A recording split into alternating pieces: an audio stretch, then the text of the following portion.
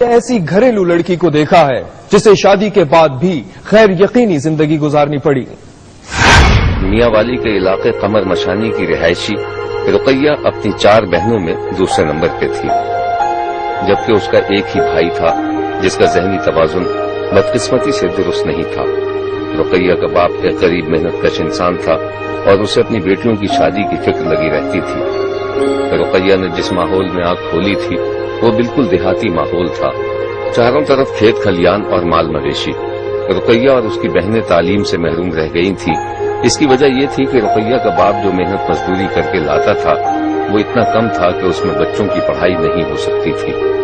رقیہ سارا دن گھر میں رہتی اور گھر کے کام کاج میں اپنی ماں کا ہاتھ بٹاتی رہتی تھی۔ اسے اپنی ماں سے بہت محبت تھی۔ جب وہ اپنی ماں کو رات دن کام کرتے دیکھتی تو اسے احساس ہوتا کہ عورت کی زندگی کتنی محدود ہو گئی تھی، صرف گھر کی 4 دیواری ہی اس کی دنیا تھی۔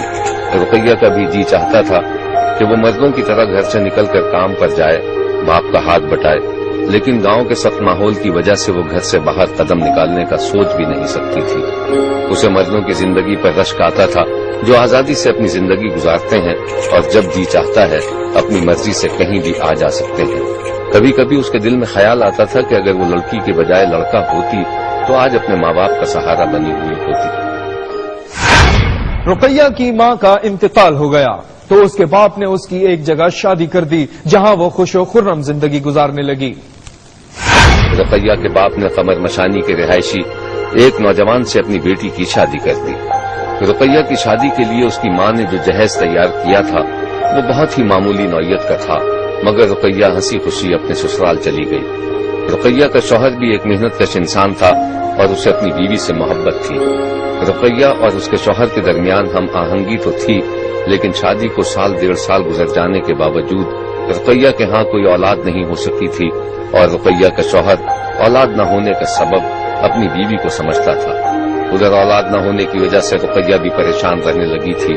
دونوں میاں بیوی کے درمیان اب ذرا سی بات پر جھگڑا بھی ہونے لگا تھا۔ رقیہ کی طبیعت بھی خراب رہنے لگی تھی، خاص طور پر اس کے پیٹ میں شدید درد محسوس ہوتا تھا۔ رقیہ کا شوہر بھی اسی کی طرح سادہ لوگ دیہاتی تھا۔ اپنی بیوی کا علاج معالجہ کرانے کے بجائے وہ دیسی ٹوٹکوں سے کام چلاتا رہا۔ میاں بیوی کے درمیان اب ذرا سی بات پر جھگڑا ہونے لگا تھا اور نوبت یہاں تک پہنچ گئی تھی کہ رقیہ کا شوہر اس سے دور رہنے لگا تھا۔ اس کے چہرے پر پریشانی کے آثار تو تھے ہی، بلکہ وہ ایک عجیب سی الجھن کا بھی شکار تھا، کیونکہ حالات و واقعات نے رقیہ سے اس کی عورتوں والی نزاکت بھی چھین لی تھی۔ شاید وہ حالات سے اتنا گھبرا گئی تھی کہ اب وہ عورتوں کی طرح رہنا ہی نہیں چاہتی تھی، بلکہ مردوں کی طرح آزاد زندگی گزارنا چاہتی تھی۔ ایک روز کا ذکر ہے کہ رقیہ اور اس کے شوہر کے درمیان کسی بات پر سخت لڑائی ہو گئی۔ وہ اپنے شوہر سے لڑ جھگڑ کر اپنے باپ کے گھر آ گئی۔ رقیہ شوہر سے لڑ جھگڑ کر گھر آئی تو اس کے باپ نے اسے بہت سمجھایا کہ وہ شوہر کے پاس واپس چلی جائے، مگر رقیہ اپنے شوہر کے پاس جانے کے لیے تیار نہیں تھی۔ اب وہ اپنے باپ کے گھر میں رہ کر اپنے ذہنی معذور بھائی اور باپ کی خدمت کرنے لگی۔ چولہا ہانڈی سے لے کر مویشیوں کو چارہ ڈالنے تک کا کام خود کرنے لگی تھی۔ کبھی کبھی وہ برقع اوڑھ کر گھر سے باہر بھی نکل جاتی اور دکان سے سودا سلف لے کر لوٹتی۔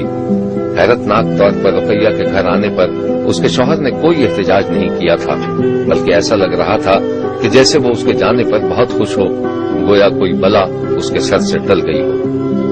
اب رقیہ کی زندگی کا اور کوئی مقصد نہیں تھا، وہ صرف اپنے ماں باپ اور معذور بھائی کے لیے زندہ رہنا چاہتی تھی۔ اس کے پیٹ کا درد روز بروز شدید ہوتا جا رہا تھا اور اس کے باپ کی سمجھ میں نہیں آ رہا تھا کہ اس کی بیٹی کو کون سی بیماری لگ گئی تھی۔ ایک روز رقیہ کے پیٹ میں شدید درد اٹھا، اسے اسپتال لے جایا گیا جہاں ڈاکٹروں نے ایک عجیب انکشاف کیا۔ رقیہ کو پیٹ کے شدید درد کے بعد اسپتال لے جایا گیا تھا جہاں اسے داخل کر لیا گیا۔ ڈاکٹروں نے رقیہ کے طبی معائنے کے بعد بتایا تھا کہ اس کا آپریشن کرنا پڑے گا۔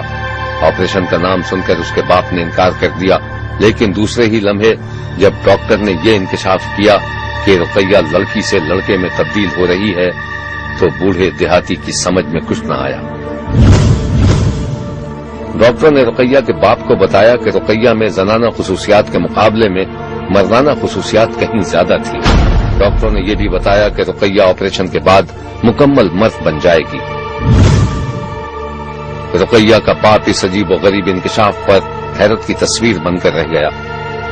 ایک طرف اس کو یہ خوشی تھی کہ اسے ایک اور لڑکا مل جائے گا، اور دوسری جانب یہ الجھن بھی تھی کہ رقیہ کا شوہر اس صورتحال کو کیسے قبول کرے گا۔ اسپتال میں داخل ہونے کے بعد رقیہ کا آپریشن کیا گیا، اور دیکھتے ہی دیکھتے رقیہ کی جسمانی ساخت میں تبدیلی آ گئی۔ اس کے چہرے پر بال بھی نمودار ہو گئے، آواز بھی مردوں کی طرح ہو گئی، اور وہ مکمل مرد میں تبدیل ہو گئی۔ جنس کی تبدیلی کے بعد رقیہ کا نام عبداللہ رکھ دیا گیا۔ رقیہ کو جب ہوش آیا تو وہ اپنے آپ کو دیکھ کر حیران رہ گئی، لیکن مرد بننے کے بعد اس کی خوشی کی کوئی انتہا نہیں تھی۔ اب وہ عبداللہ ہو گیا تھا۔ رقیہ کے عبداللہ بننے کے بعد اس کے شوہر نے فوری طور پر اسے طلاق دے دی۔ عبداللہ نے بھی اپنا برقع اٹھا کر ایک طرف پھینک دیا اور ایک بالکل نئی دنیا میں آنکھ کھول لی۔ یہ ہے وہ ڈاکٹر جس نے رقیہ کا آپریشن کر کے اس کو مرد بنا دیا تھا۔ بعض مریض ایسے ہوتے ہیں جن میں مردانہ اور زنانہ دونوں خصوصیت پائی جاتی ہیں، اس میں زیادہ مردانہ خصوصیت پائی جاتی ہیں، اس لیے ہم نے فیصلہ کیا کہ اس کو مرد بنایا جائے، اسی لیے اس کا یہ آپریشن کرنے کا فیصلہ ہوا اور یہ پرسوں اس آپریشن کو کیا گیا۔ اب انشاءاللہ یہ مکمل مرد ہے۔ لڑکی سے لڑکا بننے کے بعد عبداللہ عرف رقیہ کے باپ نے اپنی دوسری شادی کا ارادہ ترک کر دیا اور لڑکا بننے والی اپنی بیٹی کی شادی کا خواب دیکھنے لگا۔ سابقہ رقیہ اور موجودہ عبداللہ کی ماں کے انتقال کے بعد سے اس کے باپ نے دوسری شادی کا ارادہ کیا تھا تاکہ کوئی اس کی اور اس کے معذور بیٹے کی دیکھ بھال کر سکے، لیکن جب خدا نے اسے بیٹھے بٹھائے ایک اور لڑکا دے دیا تو اس نے اپنی شادی کا خواب دیکھنا چھوڑ دیا تھا۔ اب وہ اپنے بیٹے عبداللہ کے لیے دلہن تلاش کرنے کی فکر میں لگ گیا تھا۔ یہ ہے رقیہ کا باپ جو اب عبداللہ کا باپ کہلوانا پسند کرتا ہے۔ اللہ مہربانی ہے دم کا انہوں ہمارا دم کا میں ایک دم کا بچہ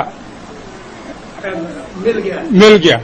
میں دم کا شادی سے دم کا تیاری ہے، دم کا اس کی شادی سے تیاری نہیں ہے، اس کا عشق کی شادی کی تیاری دم کا چیز کی دم کا میں شادی کی تھا۔ آئیے ذرا لڑکی سے لڑکا بننے والے عبداللہ سے بات چیت کرتے ہیں اور دیکھتے ہیں کہ اتنی بڑی تبدیلی کے بعد اس کو کیسا لگ رہا ہے اور اب وہ کیا کرنا چاہے گا۔ میں لڑکا بنایا ہے، میں ہوں ماں کو بیرا کو باپ کو خدمت کرنا ہے، ہوں میں سبزی والا کاروبار کرنا ہے۔ سب سے زیادہ الجھن اور پریشانی کا شکار رقیہ کا سابق شوہر تھا، لیکن وہ خوش ہے کہ وہ ایک بہت بڑی نفسیاتی الجھن سے نکل گیا، کیونکہ 3 برس تک اس کی سمجھ ہی میں نہیں آ رہا تھا کہ اس کی بیوی کی جنس کیا تھی۔ رکیا ہمارا بالکل 3 سال گھر والے رائن، لیکن اس کے باوجود ہم اس کو تکلیف نہیں پہنچاتے، ہم کہتے ہیں کہ اس کو سہولت ہوئے، اس کو فائدہ ہوئے، جہاں بن گیا ہم اس پر خوش ہیں، ہم خفے نہیں۔ ذرا اس لڑکے کو غور سے دیکھیے، اس کی چال ڈھال، بات چیت اور آواز کہیں سے بھی نہیں لگتا کہ یہ کبھی لڑکی تھا۔ لڑکا بننے کے بعد عبداللہ بہت خوش ہے اور اسے کسی لڑکی سے شادی کی آرزو ہے۔ پہلا میں رقیہ ہے، ہوں میں عبداللہ ہے، پہلا میں شادی کیتا ہے، ہوں میں اپنا جانتے ہوں شادی کرنا ہے عورت کے ساتھ۔ شبیر کا کہنا ہے کہ قدرت کے کاموں میں دخل نہیں دیا جا سکتا۔ ہم قدرت کے بعض رازوں کو شک کی نگاہ سے دیکھتے ہیں، لیکن یہ بات بھی اپنی جگہ درست ہے کہ عقل انسانی کا دائرہ کار لامحدود ہونے کے باوجود اب بھی عقل قدم قدم پہ دھوکے کھاتی ہے اور حیرانی کی تصویر بنی رہتی ہے۔ شبیر نے عبداللہ کو اس کی نئی زندگی کی مبارکباد دی ہے۔ دیکھتے رہیے، کیونکہ کوئی دیکھے نہ دیکھے، شبیر تو دیکھے گا۔